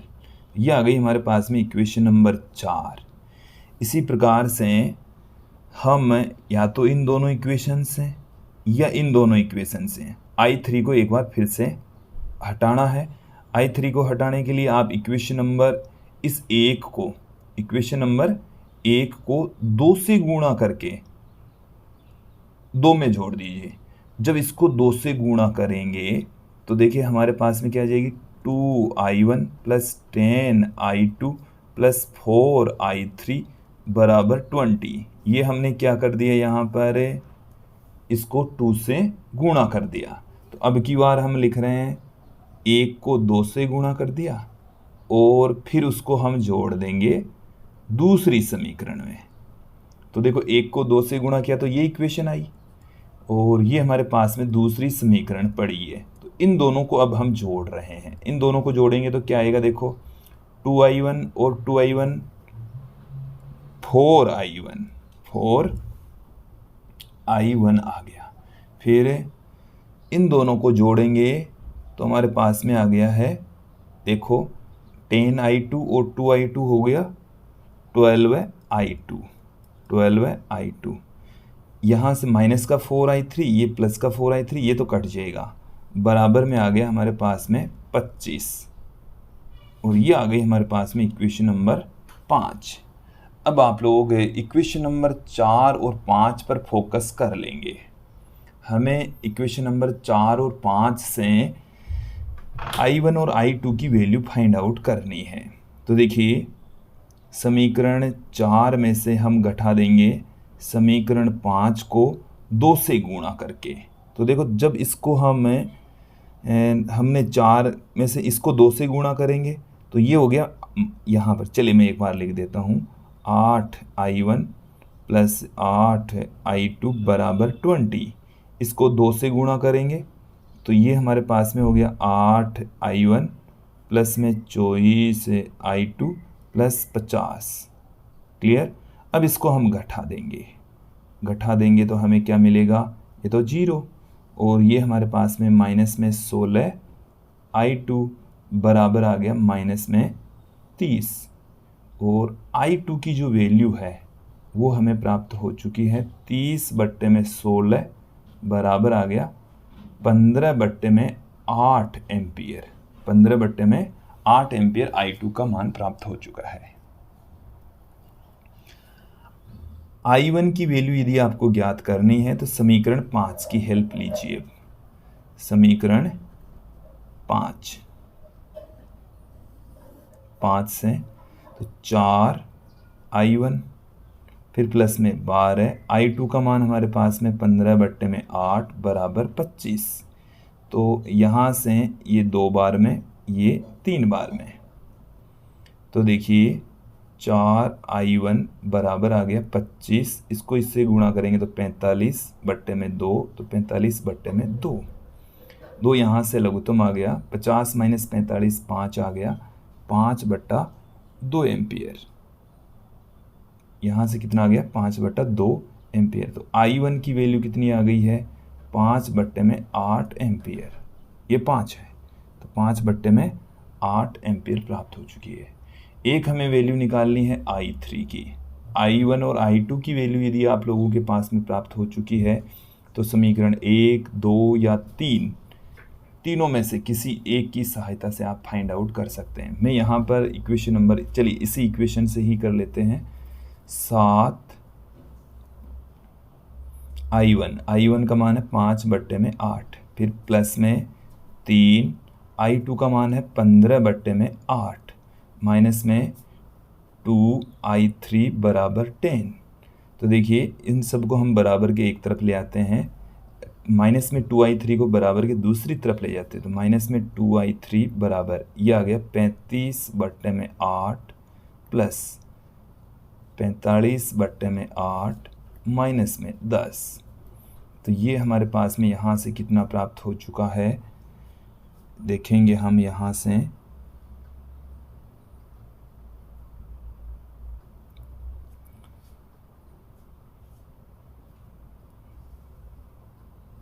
हमें यहाँ से कैलकुलेट करना है।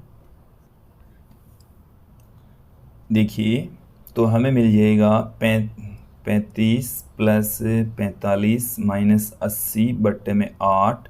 तो इनको जोड़ेंगे तो प्लस में, ये माइनस में, ये हमारे पास में I3 की वैल्यू आ चुकी है 0। तो I3 का मान आ चुका है 0। I1, I2, I3 तीनों की वैल्यू प्राप्त हो चुकी है। अब इस सर्किट की ओर वापस हम लौटते हैं। देखिए यहाँ से प्रत्येक भाग से बहने वाली धारा की हम चर्चा करते हैं। हमें I1 की वैल्यू प्राप्त हुई है, I1 का मान प्राप्त हुआ है 15/8 एम्पियर, 15/8। I2 का मान हमें प्राप्त हुआ है 5/8 एम्पियर, और I3 हमें मिला है 0। देन अब इस सर्किट में देखिए, इस चारों में से बहने वाली धारा तो ये रही, I1 धारा बह रही है। इस चारों में से बहने वाली धारा ये रही, ठीक है। इस दो में से कोई धारा का प्रवाह नहीं होगा क्योंकि इसका मान कितना है I3। इस शाखा में से कितनी धारा बहेगी, ये जो शाखा है वो है DEB। DEB में से बहने वाली धारा है I2 माइनस I3। I3 का मान 0, तो I2 के बराबर ही होगी, 5/8 एम्पियर धारा प्रवाहित होगी। फिर हम बात करें DC, तो DC में से बहने वाली धारा तो I3 है जो कि 0 है। फिर हम बात करें AC में से बहने वाली धारा जो कि CA की ओर बहने वाली धारा I है, जो कि I1 प्लस I2 के बराबर 15/8 प्लस 5/8 20/8 2.5 एम्पियर प्रवाहित होगी। क्लियर। इसी प्रकार से आप B से C की ओर जो धारा आ रही है, B से C की ओर जो धारा आ रही है वो है I माइनस I3। तो I3 का मान तो 0, देन I ही इसका मान होगा, और I का मान 2.5 एम्पियर। क्लियर। तो इस भाग में से धारा प्रवाहित ही नहीं होगी। तो ये था हमारा 7वां एग्जाम्पल। 8वां एग्जाम्पल देखिए। कि व्हीटस्टोन सेतु की 4 भुजाओं के प्रतिरोध 100 ओम, 10 ओम, 5 ओम और 60 ओम है। 15 ओम का गैल्वेनोमीटर जोड़ा गया है और 10 वोल्ट का विभवांतर लगाया गया है। देखिए हमें एक सर्किट दे रखा है और उस सर्किट में ये 10 वोल्ट की एक बैटरी है। यहाँ पर ये 100 ओम का, 10 ओम का, यहाँ पर 60 ओम का, ये 5 ओम का, और यहाँ से बहने वाली जो धारा है वो हम कंसिडर कर लेते हैं आई। ये यहाँ पर 2 टुकड़ों में टूट गई, I1 तथा I2। यहाँ पर ये एक धारा मापी लगा हुआ है 15 ओम का। यहाँ से बहने वाली धारा हमें ज्ञात करनी है। सबसे पहले हम यहाँ पर देख लेते हैं क्या यहाँ पर व्हीटस्टोन सेतु की संतुलन की स्थिति लागू होती है। तो उसके लिए क्या होता है, R1 अपॉन R2 बराबर होना चाहिए R3 अपॉन R4 के। तो देखिए यहाँ पर R3 इसको ले लीजिए आप लोग और इसे आप R4 लीजिए। तो 100/10 और 60/12 एक दूसरे के बराबर नहीं होते। तो R1/R2 बराबर नहीं है R3/R4 के। यदि ये बराबर होता तो Ig की वैल्यू 0 हो जाती। अब यहाँ पर Ig का मान 0 नहीं है तो हमें यहाँ पर इसकी वैल्यू फाइंड आउट करनी है। इसके लिए हम इस सर्किट के अंदर किरचॉफ का दूसरा नियम अप्लाई करेंगे। हमारे पास में यहाँ पर अज्ञात राशियाँ हैं I1, I2 तथा Ig। इसके लिए हम यहाँ पर देखिए अलग अलग हम पास लेंगे और वहाँ से इक्वेशन फाइंड आउट करेंगे। हम पहले पास ले लेते हैं A D C, इसको मैं नाम देता हूँ E, तो E A, ये हमने पास ले लिया। देखिए धारा की दिशा में विभव पतन पॉजिटिव, धारा की विपरीत दिशा में विभव पतन नेगेटिव लेना है। यहाँ से धारा आ रही है I2, यहाँ से धारा जा रही है I1। इसमें से Ig इधर चली गई तो इसमें यहाँ पर धारा बच गई है I1 माइनस Ig। यहाँ से जो धारा आ रही है वो Ig, यहाँ से I2, तो यहाँ से बहने वाली जो धारा है वो I2 प्लस Ig। तो देखिए इसमें हम किरचॉफ का नियम अप्लाई करेंगे। तो ये हमारे पास में है 60 ओम का प्रतिरोध, तो 60 इंटू में I2, फिर प्लस में यहाँ पर है 5 ओम का प्रतिरोध जो कि तो 5 I2 प्लस Ig। यहाँ से जो वोल्टेज है वो है माइनस में 10 वोल्ट बराबर में 0। यहाँ से आप देखेंगे 65 I2, 5 और 60 हो गए 65, और प्लस में 5 Ig बराबर आ गया 10। इसे हम इस तरीके से लिख सकते हैं 13 I2 plus Ig, 13 I2 plus Ig बराबर 2। इसे मैं देता हूँ इक्वेशन नंबर 1। अब हम ले रहे हैं दूसरा वाला पास। यहाँ से A B C E A ले लेते हैं, A B C E A। इस पास के अंदर हम किरचॉफ का दूसरा नियम अप्लाई करेंगे। तो देखिए A से हम B की ओर चलें तो 100 ओम आ गया। इसमें से बहने वाली धारा है I1, तो 100 I1। फिर B से C में प्रतिरोध है 10 और धारा जा रही है इसमें से I1 माइनस Ig। फिर C से हम इधर चलेंगे तो ये हमें एक वोल्टेज मिलेगा माइनस में 10 बराबर 0। तो यहाँ से I1 आ गया हमारे पास में 110 I1, फिर माइनस में 10 Ig बराबर 10। इसे हम 11 I1 माइनस Ig बराबर 1 इक्वेशन नंबर 1 दे देंगे। ये हमारे पास में 2 इक्वेशन आ गई है। यदि हम समीकरण 1 और 2 को जोड़ दें, समीकरण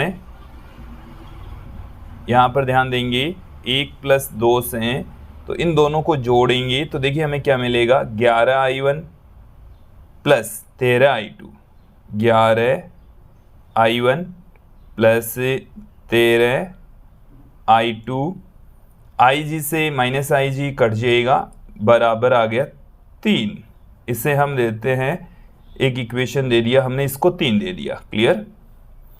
हम एक और बंद पास लेंगे। हमारे पास में अज्ञात राशियाँ 3 है, हमें 3 इक्वेशन चाहिए। तो एक लूप और ले लेते हैं, हमें अब की बार ले लेते हैं B C D B, B C D B, ये हम अब की बार एक और पास ले लेते हैं। तो बी से सी तक 10 ओम लगा हुआ है, इसमें से बहने वाली धारा है I1 माइनस आई जी। अपोजिट डायरेक्शन में हम चल रहे हैं, इधर से ऐसे घूम कर आ रहे हैं, तो माइनस में 5 I2 प्लस आई जी। फिर डी से बी की ओर जा रहे हैं, जबकि आई जी हमने ऊपर से नीचे की ओर मानी है, तो माइनस में 15 आई जी बराबर 0। 10 I1 यहाँ पर हो गया, तो ये है 10 I1, माइनस में 5 I2 यहाँ हो गया, माइनस में 10 IG, माइनस में 5 IG, माइनस में 30 IG हो गया, बराबर में 0। ये हमें मिल चुका है। हमें एक इक्वेशन और चाहिए I1 तथा I2 के पदों में।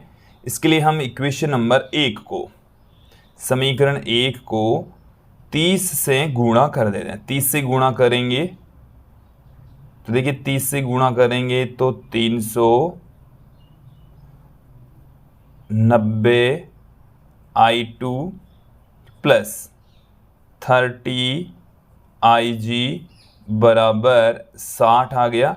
और इन दोनों इक्वेशंस को हम जोड़ दें, इसको मैं देता हूँ इक्वेशन नंबर 4। इन दोनों इक्वेशंस को हम यदि यहाँ पर जोड़ दें तो हमें क्या मिलेगा, देखिए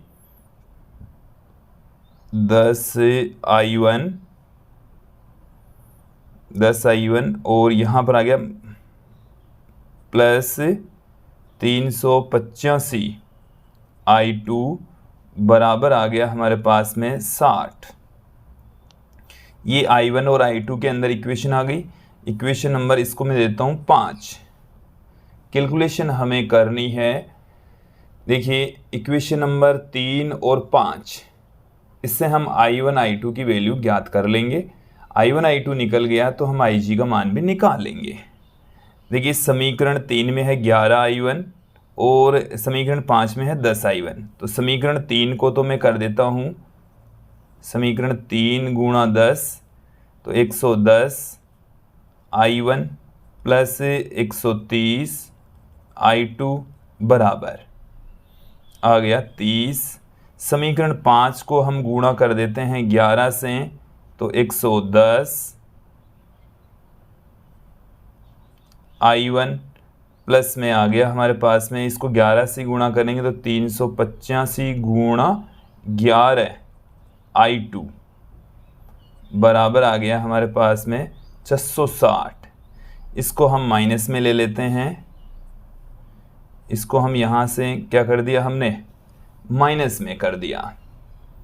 माइनस में कर दिया तो I1 तो हो गया 0, माइनस में ये हमारे पास में आ जाएगा। यहाँ से देखो 385 को 11 से गुणा करेंगे, हमारे पास में आ जाएगा 385 गुणा 385 3235। 3235 में से 130 घटा देंगे तो 3105। 3105 I2 माइनस का बराबर आ गया माइनस का 630 प्राप्त हो गया है। तो यहाँ से हमें मिलेगा I2 का मान। हमें यहाँ से किसकी वैल्यू मिलेगी, I2 का मान मिल जाएगा 630 बट्टे में 3105 एम्पियर। देखिए I2 का मान यदि आपके पास में आ जाता है तो हमें इक्वेशन नंबर 1 से, देखिए समीकरण 1 अब आपको दिख रही होगी। इक्वेशन नंबर 1 से मैं IG बराबर क्या लिख सकता हूँ, 2 माइनस 13 I2।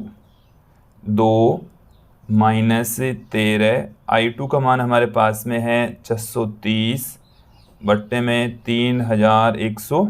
5 और यहाँ से हम इसको कैलकुलेट करेंगे तो देखिए 6210 माइनस 13 को इससे गुणा करेंगे तो 0 9 3 78 78 और 3 हो गए 81 78 और 3 क्या हो गया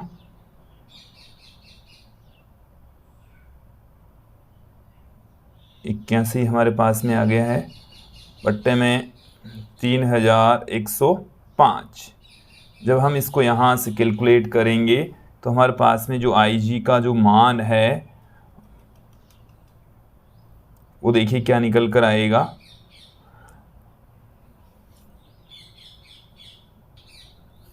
देखिए यहाँ पर जब हमने 385 को 11 से गुणा किया तो ये 4235 आएगा। 4235 में से जब 130 घटाएंगे तो 4105 आएगा। ये आएगा I2 का मान। जब यहाँ से हम इसको कैलकुलेट करेंगे तो ये हमारे पास में 8210 आएगा। 8210 में से 8190 घटाएंगे तो 20 बट्टे में ये आएगा हमारे पास में 4105 और जब हम इसमें कैलकुलेट करेंगे तो ये हमारे पास में इसकी फाइनल जो वैल्यू है वो निकल कर आएगी। तो IG बराबर हमें मिलेगा 0.00487 एम्पियर। इसे हम 4.87 मिली एम्पियर भी कह सकते हैं। तो ये था हमारी पाठ्यपुस्तक का 8वां एग्जाम्पल। 9वां एग्जाम्पल देखिए, इसमें हमें एक मीटर सेतु दिखा रखा है जिसके बिंदु A से 33.7 सेंटीमीटर की दूरी पर शून्य विक्षेप प्राप्त होता है।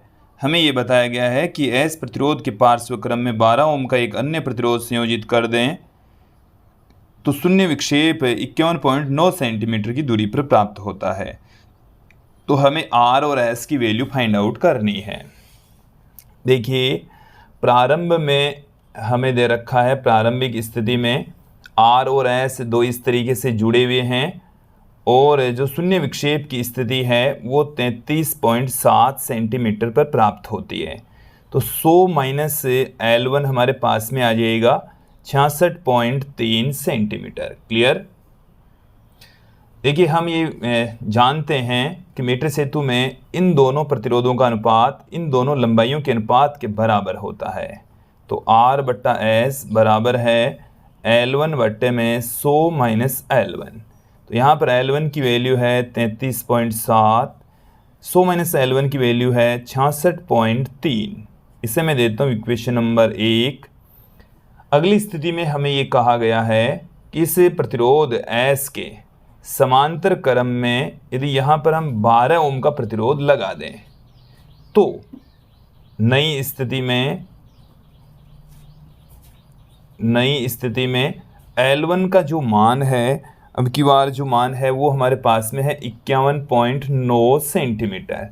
तो नई स्थिति के अंदर 100 माइनस L1 48.1 सेंटीमीटर रह गया। अब देखिए नई स्थिति में इन दोनों का तुल्य प्रतिरोध क्या आ जाएगा, S व 12 ओम का तुल्य प्रतिरोध।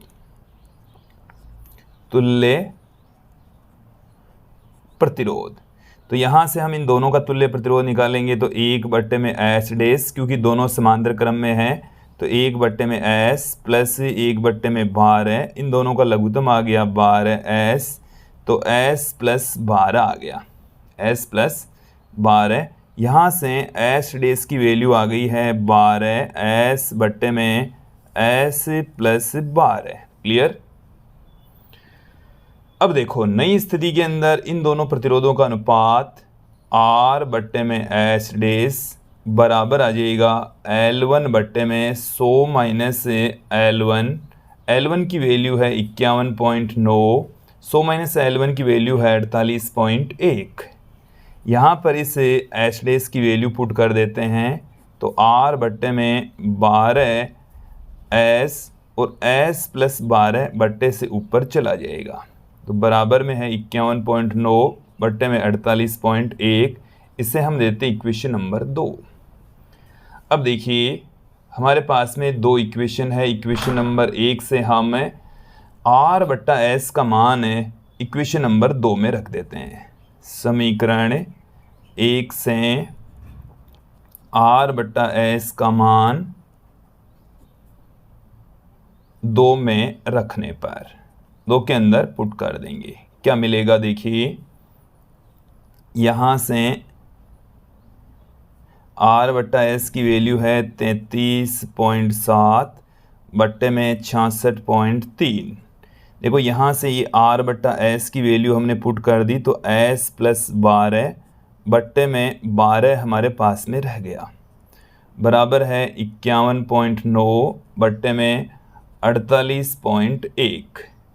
यहाँ से देखिए क्या निकलेगा, S + 12 बट्टे में 12 बराबर हमारे पास में रह गया 519 बट्टे में 481। यहाँ से भी पॉइंट हटाकर इधर गुणा कर दें तो 663 बट्टे में 337। देखिए आगे हम यहाँ से कैलकुलेट कर लेते हैं। S बराबर 519 बट्टे में 481 गुणा 663 बट्टे में 337 गुणा में हमारे पास में आ गया 12। ये इधर गुणा हो जाएगा और माइनस में 12 इससे कम हो जाएगा। जब हम इसको कैलकुलेट करेंगे तो इस S की जो वैल्यू है हमें 13.5 ओम प्राप्त होगी। S की वैल्यू यदि हमें मिल चुकी है तो हम R की वैल्यू भी फाइंड आउट कर लेंगे, क्योंकि R बट्टे में S बराबर हमारे पास में है 33.7 बट्टे में 66.3।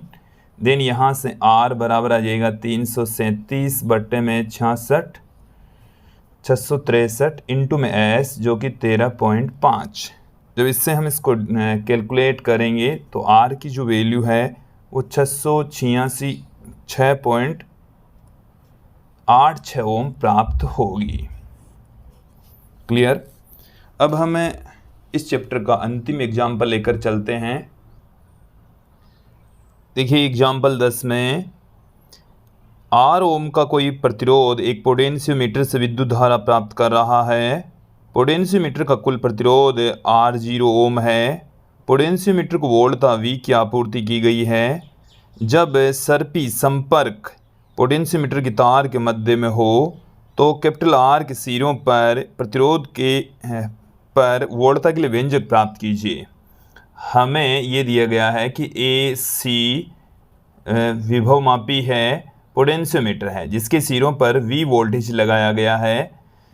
इस पोटेंशियोमीटर का प्रतिरोध, विभवमापी का प्रतिरोध कैपिटल R दे रखा है।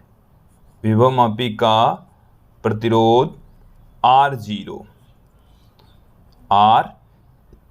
हमें दे रखा है। इसके सिरों पर वोल्टेज V है। हमें ये कहा गया है कि जब विसर्पी कुंजी इसके मध्य में स्थित हो, ये जो वायर AC है इसके मध्य में यदि स्थित होती है, तब उस स्थिति में इस प्रतिरोध कैपिटल R के सिरों पर वोल्टेज ड्रॉप क्या होगा। देखिए ये जब AC तार के मध्य में है, AC तार का प्रतिरोध R0 है, तो इस तार AB का जो प्रतिरोध है वो हो जाएगा R0/2, इसका भी हो जाएगा R0/2। यहाँ पर वोल्टेज लगा हुआ है V। अब यहाँ से जो धारा बह रही है इन पूरे सर्किट में से वो हम फाइंड आउट कर लेते हैं।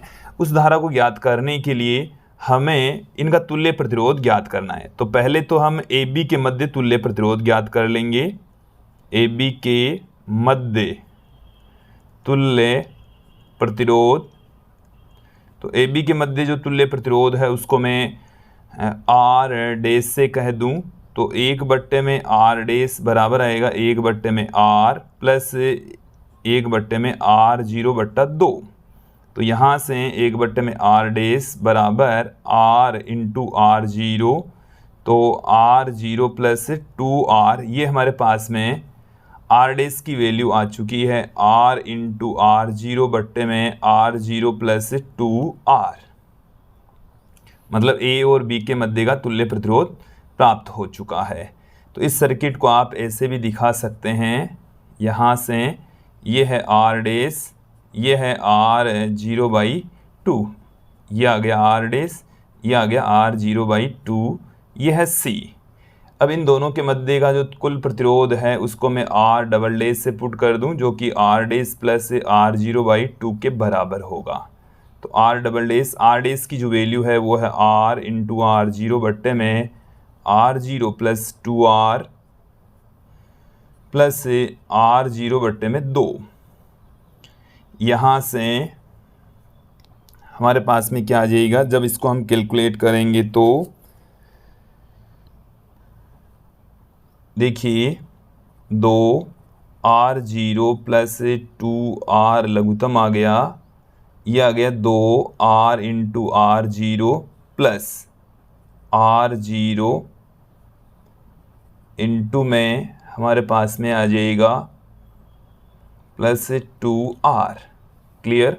तो R डबल डैश बराबर क्या निकल कर आ रहा है, यहाँ से देख लीजिए R0 हमें 2R into R0 plus R0 square plus 2R into R0 बट्टे में 2R0 प्लस 2R। तो यहाँ से 2R0 हो गया 4R into R0 plus R0 का square upon 2R0 plus 2R। तो R0 यहाँ से हम कॉमन ले लेंगे, R0 प्लस 4R बट्टे में 2R0 प्लस 2R। ये हमारे पास में इसका तुल्य प्रतिरोध आ जाएगा। क्लियर। अब यहाँ से बहने वाली जो धारा है, टोटल जो धारा है वो हम यहाँ पर अब फाइंड आउट कर लेते हैं।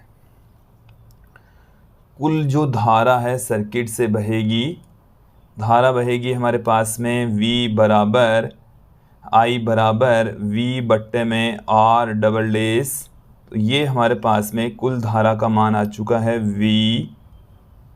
V के पदों में हमें फाइंड आउट करना। R डबल डैश की वैल्यू ये रही, तो R0 प्लस 4R, ये ऊपर चला जाएगा 2R0 प्लस 2R। अब देखिए R डैश से बहने वाली धारा कितनी होगी, R डैश से बहने वाली धारा और R0/2 से बहने वाली धारा I ही होगी। तो R डैश के सिरों पर विभवांतर, R डैश पर विभवांतर वो हमारे पास में आ जाएगा I into R dash. I का मान ये रहा 2VR0 प्लस 2R बट्टे में R0 इंटू में R0 प्लस 4R इंटू में R डैश की वैल्यू ये रही, इंटू में R डैश। तो ये हमारे पास में है R इंटू R0 बट्टे में R0 प्लस 2R, ये कट जाएगा, R0 से R कट जाएगा, हमें क्या मिलेगा R डैश बराबर, देखो R0 से R0 कैंसिल हो गया, R0 प्लस 2R से R0 प्लस 2R भी कैंसिल हो गया, 2VR बट्टे में R0 प्लस 4R बच जाएगा। और ये हमारे पास में आ चुका है